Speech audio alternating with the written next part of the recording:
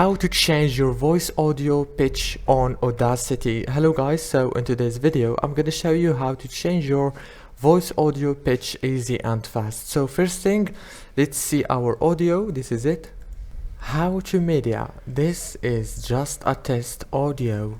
Now let's change the pitch. All what you have to do is select your audio by clicking double click and then go here in the top, click on effect, click on change pitch, and now you can change it from here. Let's preview. How to media. This is just a test audio. As you can see, it's changed. Now let's make it here like this. How to media. This is just. As you can see, it's very easy to use, and after you finish, click OK. If this video was helpful, please don't forget to like and subscribe, and thank you for watching this video until the end. See you later.